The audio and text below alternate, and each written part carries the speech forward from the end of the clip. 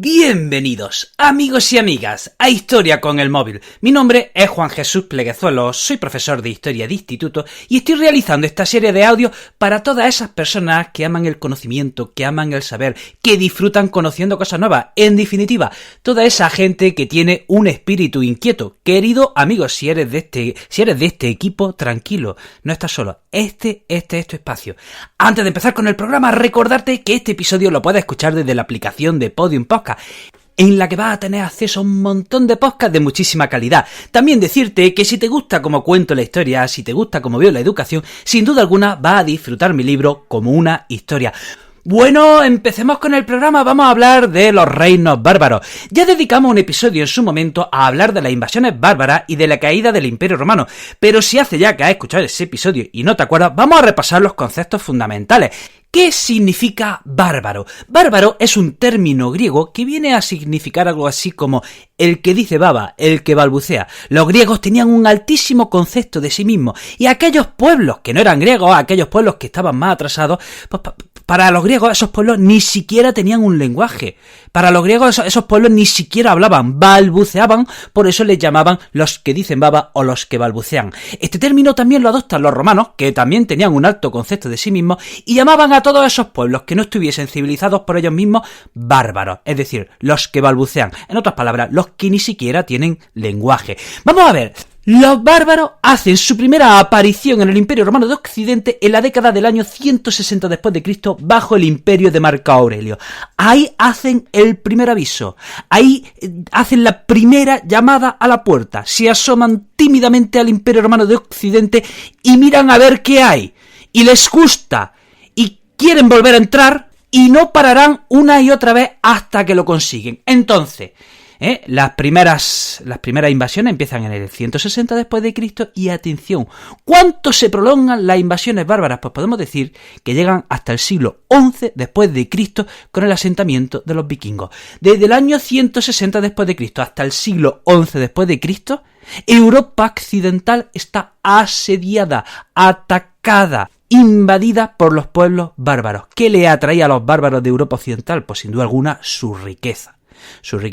En Europa occidental se había alcanzado un alto nivel de desarrollo y aquellos pueblos bárbaros lo sabían y querían y venían a Europa occidental al pillaje, a las correrías y a llevarse y a ramplar con todo lo que podían. ¿De acuerdo? Durante todos esos siglos Europa occidental, ¿de acuerdo?, sufre las invasiones bárbaras. Podemos decir que hay dos oleadas de invasiones bárbaras. La primera oleada bárbara, que esta es la que más conocemos, empieza en el 376 después de Cristo con la llegada de los godos al Imperio Romano y termina en el 568 con el asentamiento del último pueblo bárbaro, que son los lombardos. Luego está la segunda oleada de invasiones que se prolongan entre el siglo IX y el siglo X y la protagonizan los húngaros, los vikingos y los sarracenos. Nosotros nos vamos a centrar en la primera oleada y hagámonos la pregunta, ¿cómo es posible que estos pueblos bárbaros poco atrasados son capaces de derrotar al mismísimo Imperio Romano de Occidente? ¿Cómo es posible? Bueno, pues tenemos que decir que en el siglo II después de Cristo empieza una profunda crisis en el Imperio Romano en general y en concreto en el Imperio Romano de Occidente. Por ejemplo, la ciudad entra en decadencia. La ciudad era muy importante en el Imperio Romano. La ciudad era el núcleo de la economía, el núcleo de civilización. La ciudad era muy importante en la estructura social del Imperio Romano. Bueno, pues la ciudad entra en crisis y en consecuencia hay un proceso de ruralización. Y como la ciudad entra en crisis y hay un proceso de ruralización, también hay una crisis de comunicación y de transporte. Y como el transporte y la comunicación va mal, también se hunde el comercio. Y como el comercio se hunde la industria, etcétera, etcétera, etcétera. O sea, empieza una profunda crisis. ¿Y el Imperio Romano cómo reacciona ante esta crisis? Subiendo los impuestos, lo cual ahonda todavía más la crisis. Entonces, volvemos a las invasiones. Al principio, las invasiones entre el siglo II y el siglo IV, bueno, no es que fuesen invasiones. Entre el siglo II y el siglo IV, más que invasiones, tendríamos que hablar de migración. Entre el siglo II y el siglo IV, los bárbaros van entrando poco a poco en el imperio, despacio, en pequeñas bandas, pequeños grupos. Muchas veces los romanos toleraban esas entradas de bárbaros, pero es a finales del siglo IV cuando ya los pueblos bárbaros, ahí ya sí hay invasiones. Ahí sí hay invasiones. Viene el pueblo entero con su rey, con su religión, con sus costumbres, todo. Ahí sí que se produce una invasión propiamente dicha de pueblos completos. ¿Cuál es el primer pueblo? ¿Cuál es el primer pueblo que abre una grieta en el Imperio Romano? Pues los godos. En el año 376 después de Cristo cruzan el Danubio, empujados por los hunos, huyendo de los hunos y, en cierto modo, tolerados por el emperador. ¿Qué sucede? Que bueno, entran los godos con permiso del emperador, en el Imperio Romano de Oriente en este caso, pero pronto empiezan las desavenencias. Se empieza a abusar de los godos y a los godos se le hinchan las narices, de manera que en el 378 se produce la batalla de Adrianópolis entre los godos y los romanos, y vencen, contra todo pronóstico, los godos. El emperador romano Valente es derrotado y muerto. Le sucede Teodosio. El emperador Teodosio dice: esto es un problema, ¿qué hago yo con los godos? Bendito sea, ¿qué hago yo con los godos? Vaya problema tenemos. O sea, los godos estaban dentro del imperio y habían derrotado al mismísimo emperador. Y el sucesor, Teodosio, dice: ¿pero qué hago yo? Y decide pactar con los godos. Decide pactar con los godos y darles unas tierras. Y bueno, en principio esto funciona. Pero muere Teodosio en el 395 y sucede que en el 396 los hunos siguen dando por saco, no se cansan, presionan todavía más en la frontera y la presión de los hunos hace que otros pueblos bárbaros también quieran adentrarse en el Imperio Romano Occidental, por ejemplo, los vándalos y los alanos. Los vándalos y los alanos en el año 400 están saqueando los territorios de la actual Austria y Suiza. ¿Quién lo frena? Pues lo frena Estilicón. ¿Quién es Estilicón? Miren, Teodosio hemos dicho que muere en el 395 y deja al imperio a sus dos hijos Arcadio y Honorio. Arcadio se quedaría con el Imperio Romano de Oriente y Honorio se quedaría con el Imperio Romano de Occidente, pero Honorio era pequeño. Entonces, ¿quién regenta en nombre de Honorio? Pues este general que se llamaba Estilicón y que es quien hace frente a los bárbaros, en este caso a los vándalos y a los alanos. Y cuando ve que la situación está muy complicada, se lleva la capital de Roma a Rávena. ¿Por qué? Pues porque Rávena se podía defender mejor. Rávena estaba rodeada de pantanos. Y bueno, la cosa se va complicando, los bárbaros ya se están adentrando, o sea, el Imperio Romano Occidente empieza a ser como un queso lleno de agujeros, los bárbaros ya empiezan a acampar por todos lados, el castillo se está derrumbando. Miren, el 31 de diciembre del año 406, vándalos, alanos y suevos cruzan el río Rin para invadir la Galia. ¿Y qué pasa? Pues ¿quién va a defender la Galia? Bueno, pues las tropas romanas que estaban en Britania. Esas tropas romanas abandonan Britania y se mueven a la Galia para defender el Rin. ¿Qué pasa? Que Britania pues queda absolutamente desprotegida. Britania, que siempre había sido un territorio poco romanizado, pues queda en manos de la aristocracia celto-romana. Y bueno, pues mientras los suevos, los vándalos y alanos están como Pedro por su casa, los suevos, vándalos y alanos deciden adentrarse en Hispania y empezar el saqueo de Hispania en el 409. En el 410 los godos con su rey Alarico ya están saqueando la mismísima Roma. En el 410 Alarico, rey de los godos, ya está saqueando Roma. Entonces, ¿qué hace el emperador Honorio en el 418? Mira, dice, ¿qué hago? Venga, vamos a intentarlo otra vez. De nuevo, un emperador vuelve a pactar con los godos, ya lo hizo Teodosio, ahora lo vuelve a hacer Honorio, y Honorio pacta con los godos y le da tierras en Aquitania, y le convierte a los godos en una especie de fuerza del imperio, una especie de policía del imperio. Y llegamos ya al triste final del Imperio Romano. Al Imperio Romano se le da la puntilla por el norte y por el sur. Por el sur están los vándalos. Los vándalos habían llegado a la península ibérica, han cruzado el estrecho de Gibraltar el 429, empiezan a saquear todo el norte de África, llegan a saquear la misma Roma.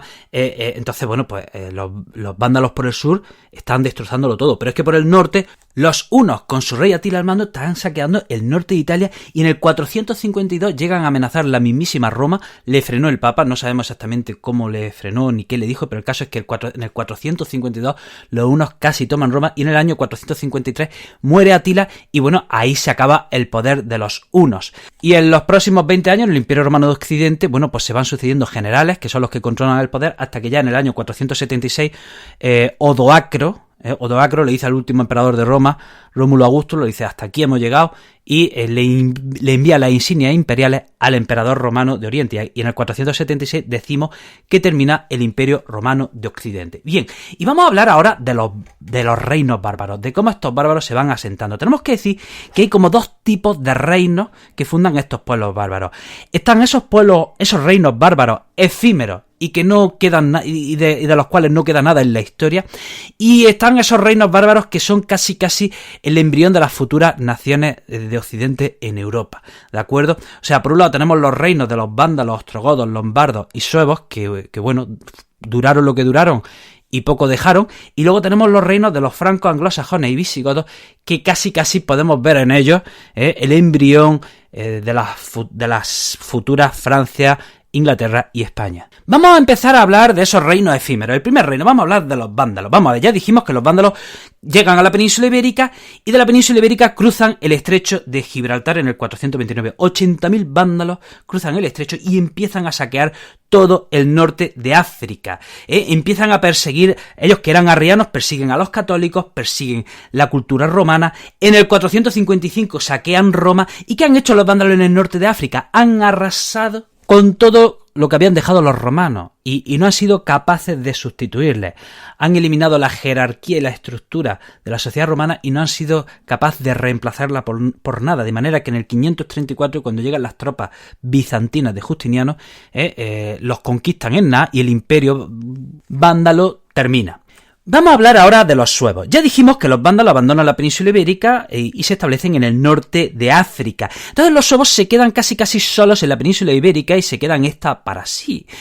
Los suevos se establecen en Galaecia y Lusitania, en otras palabras, la actual Portugal y la actual Galicia, y desde allí hacen incursiones de saqueo a Bética y Tarraconensis. En el año 456 fueron derrotados por los visigodos y ya así los suevos se establecieron única y exclusivamente en Galaecia. En el año 580 los suevos se convierten al catolicismo, eran arrianos, pues se convierten al catolicismo. ¿Y qué hace? Bueno, pues aquí teníamos un rey visigodo que era muy poderoso, que se llamaba Leovigildo, y Leovigildo los derrota en el año 585. Pasa que Leovigildo tenía un hijo que se había rebelado contra él, que era Hermenegildo, que se había convertido al catolicismo. Entonces, Leovigildo acusa a los suevos de haber ayudado a su hijo en esa rebelión, y entonces, con esa excusa, les declara la guerra y se anexiona su territorio. Siguiente reino. Vamos a hablar ahora del reino ostrogodo. Los ostrogodos llegan en el 490 a la península itálica. Ojo, 490. El Imperio Romano de Occidente ya ha desaparecido en el año 476. O sea, que han pasado 14 años y es cuando llegan los ostrogodos. Digamos que llegan un poco con el permiso del Imperio Bizantino. El rey de los ostrogodos se llamaba Teodorico y Teodorico era el delegado del Imperio Bizantino y establecen un reino en Italia. ¿Qué pasa? Que el sucesor de Teodorico se llama Amalarico. Y bueno, aquí empiezan los problemas. Los bizantinos no están contentos con los ostrogodos.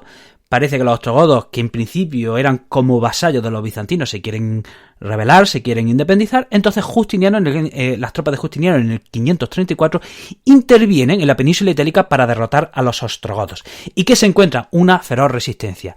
Estas tropas acababan de derrotar a los vándalos, de un plumazo. Y ahora llegan e intentan derrotar a los ostrogodos, ¿vale? Y aquí se encuentra una feroz resistencia.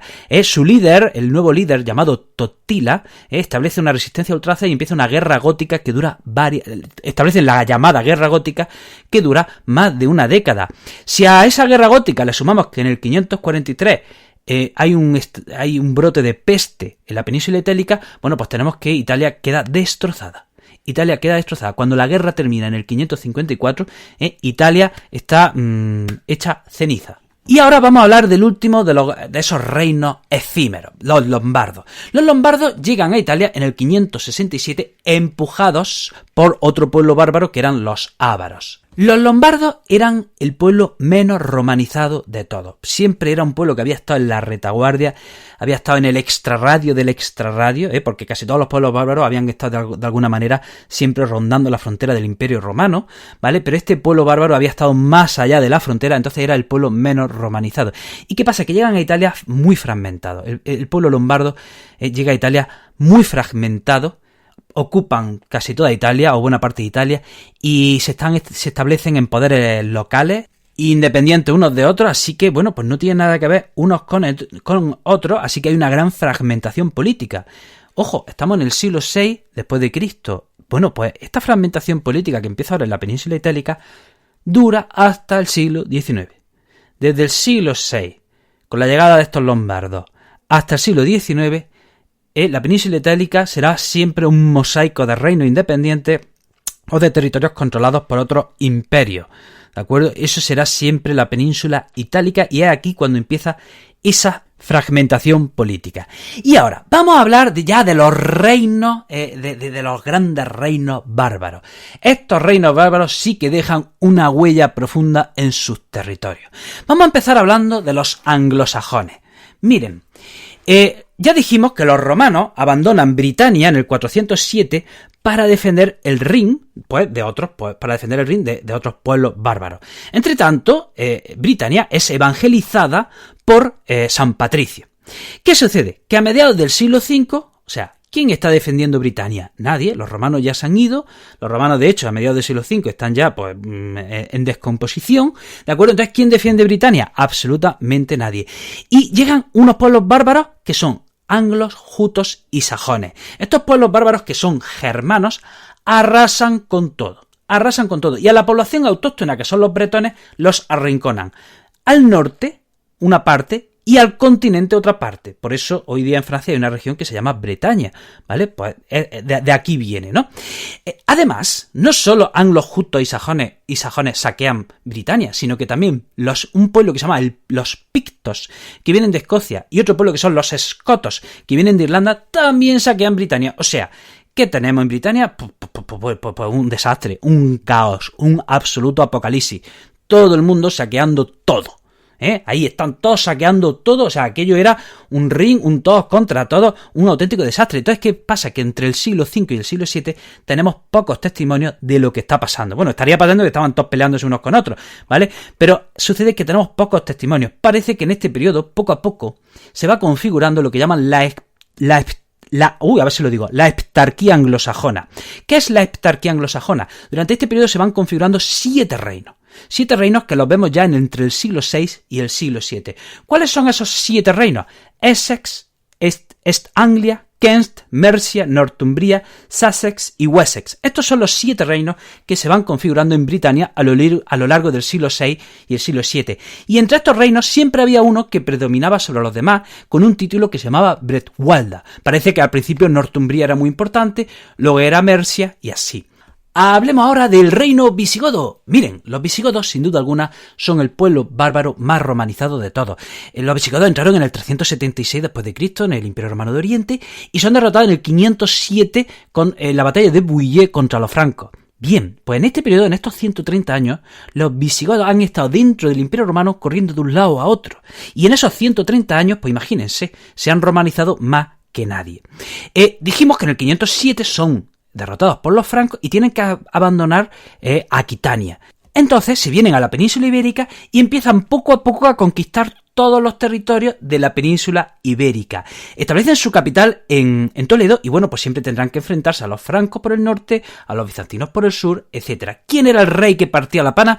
Leovigildo, entre el 564 y el 586. Mira, Leovigildo derrotó a los francos, ya hemos dicho antes que derrotó a los suevos, derrotó a los bizantinos, mantiene a raya a los vascos, defiende a ultranza el arrianismo. Tuvo un problemilla y es que su hijo Hermenegildo se rebeló contra él. Hermenegildo se convirtió al catolicismo, entonces se enfrentó a su mismísimo padre y el padre lo derrotó. Pero Leovigildo dice, a lo mejor habría que convertirse al catolicismo. Los visigodos eran arrianos, los reyes visigodos eran arrianos y la mayor parte de la población era católica. Así que eso no tenía mucho sentido, de manera que el hijo de Leovigildo, Recaredo, que llega al poder en el 586, se convierte al catolicismo en el tercer concilio de Toledo. Tenemos que decir que los bizantinos que estaban en el sur de la península son definitivamente expulsados en el 625 y tenemos que destacar también a otro rey llamado Recesvinto, que establece una ley que se llama el Liber Iudiciorum, que era una ley que unificaba la ley de todo el reino y la ponía por escrito. Y vamos a hablar ya del último de los grandes reinos bárbaros, que es la Francia merovingia. Los francos aparecen a comienzos del siglo V y se establecen en el actual norte de Francia y Bélgica. Los grupos mayoritarios entre los francos eran los salios y los ripuarios. Los salios, ¿les suena a los salios? Estos son los que inventan la llamada ley sálica, que regula el acceso al trono y que prohibía reinar a las mujeres. Cuando cae el Imperio Romano, en la actual Francia tenemos como 4 poderes. Por un lado están los francos, por otro lado están los visigodos, a un lado están los burgundios y luego también allí en el centro un reducto semi-independiente llamado París, ¿eh? Entonces tenemos los francos, los visigodos, los burgundios y París. Bueno, pues hay un rey franco que se llama Clodoveo, que es quien unifica todo, ¿de acuerdo? Y acaba ganando la partida para los francos. Clodoveo reina entre el 481 y el 511. ¿Qué hace Clodoveo? Que se convierte al catolicismo y entonces se gana el favor del Papa y del Imperio bizantino. Derrota a los visigodos en la batalla de Bouillé en el 507 y así los visigodos se tienen que ir a la península ibérica, aunque hay que decir que el sur de la actual Francia sigue quedando libre. Los francos se quedan al norte.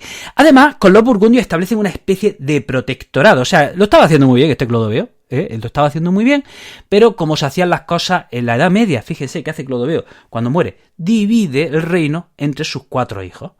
Y entonces, pues, ¿qué pasa a partir de ahora? Pues que empiezan durante 2 siglos, empieza un largo periodo de enfrentamiento entre reinos hermanos, se unen, se separan, se unen, se separan, se unen, se separan, y en este territorio se van configurando 3 reinos: Austrasia, Neustria y Borgoña.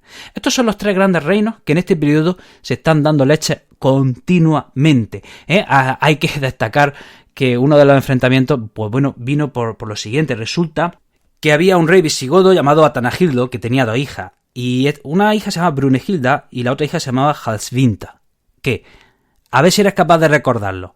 A ver si eres capaz de recordar estos nombres. Me lo voy a repetir. Brunegilda y Halsvinta. Pues bien, una de estas hijas llamada Brunegilda se casa con el rey de Austrasia. Y la otra hija llamada Halsvinta se casa con el rey de Neustria. Bien, ¿qué sucede? Que el rey de Neustria tenía una amante que se llamaba Fredegunda, a la cual no abandona. Y entre medias, bueno, pues esta reina, Halsvinta, esta princesa visigoda que se había casado con el rey de Neustria, Halsvinta, es asesinada. Y parece que, bueno, en el asesinato estaba implicada su amante Fredegunda, porque continuó siendo la pareja del rey. Entonces, ¿qué pasa? Esto hace que haya un enfrentamiento entre Brunegilda, que ahora es reina de Austrasia, con el rey de Neustria. Finalmente el rey de Neustria tiene que devolver la dote que se le había entregado, ¿no? Y bueno, hasta aquí el programa de hoy. Espero que te haya resultado interesante. Te recuerdo que este episodio lo puedes escuchar desde la aplicación de Podium Podcast. También decirte que estoy hiper activo en redes sociales. En Facebook soy Juan Jesús Pleguezolo. En TikTok, Instagram y YouTube soy el Profesor Inquieto. Y en Twitter el Profe Inquieto. Te mando un abrazo enorme, te deseo lo mejor y nos vemos en el próximo programa.